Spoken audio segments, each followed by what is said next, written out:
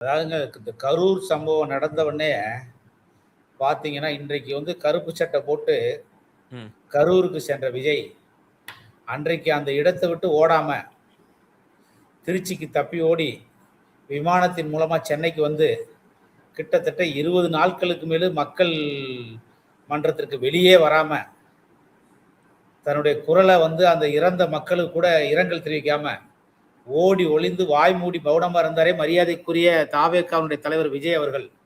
அன்றைக்கு களத்திலே மரியாதைக்குரிய விஜயை வந்து காப்பாற்றும் விதமாக அன்றைக்கு உடனடியாக ஒட்டுமொத்த ஊடகங்களும் தமிழ்நாடு அரசும் விஜய்க்கு எதிராக அரசியல் செய்தபோது, அன்றைக்கு விஜயை காப்பாற்றும் விதமாக மரியாதைக்குரிய அப்போதைய எதிர்க்கட்சி தலைவர் அதிமுக பொதுச் செயலாளர் மரியாதைக்குரிய எடப்பாடி பழனிசாமி அவர்கள், மரியாதைக்குரிய விஜய் அவர்களுக்கு இருந்த ஒரே ஆதரவாக இருந்த தலைவர் தமிழ்நாட்டிலே மரியாதைக்குரிய எடப்பாடி பழனிசாமி.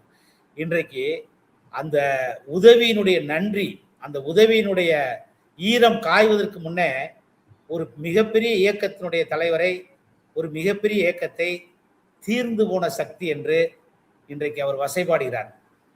அவருக்கு நன்றி உணர்ச்சி இருக்கா இல்லையா என்றே தெரியல. ஏற்கனவே வந்து பார்த்தீங்கன்னா, அவருடைய படம் வந்து ஒரு சிக்கல்ல மாட்டிக்கிடுச்சு.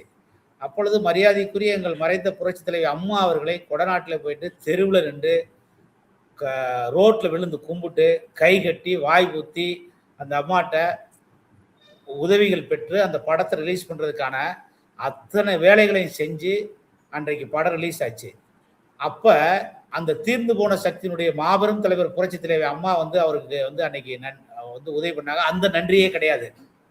இன்னொரு படத்துல பிரச்சனை வந்தபோது எங்களுடைய அமைச்சர், செய்தி விளம்பரத்துறை அமைச்சரை வீட்டிலே போய் காத்து கிடந்து பார்த்து உதவி பெற்று அந்த மறுபடியும் அந்த படத்தை ரிலீஸ் பண்றதுக்கு அந்த நன்றியும் கிடையாது.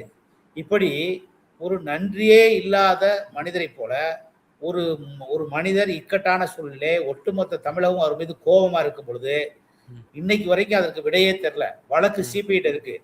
ஆனால் அன்றைக்கு நாங்க டேரிங்க எங்களுடைய அதிமுகவும் சரி, எங்களுடைய பொதுச் செயலாளரும் சரி, மரியாதைக்குரிய விஜய் அவர்களுக்கு நாங்கள் வந்து அன்றைக்கு ஆதரவாக இருந்தோம், குரல் கொடுத்தோம், மக்கள் மன்றத்தில் போய் பேசினோம். இந்த சம்பவத்துக்கு காரணம் காவல்துறையும் ஆளும் திமுக அரசு தான் சொல்லிட்டு பேசினோம். ஆனால் அப்படி நன்றியோ, அப்படி வந்து அவருக்கு ஆதரவாக இருந்த கட்சியவே, அந்த கட்சியினுடைய பொதுச் செயலாளரையும் வசைபாடுவது, மற்றும் பலர் என்று சொல்லுவது, தீர்ந்து போன சக்தி என்று சொல்லுது, எங்களுக்கு கள்ளக்களவாணி என்ற பட்டம் கொடுக்குது, கூட்டுக்களவாணி என்ற பட்டம் கொடுக்குது. இப்படிப்பட்ட ஒரு நன்றிகற்ற மனிதரை இப்பொழுதுதான் அரசியலிலே பார்க்கிறோம்.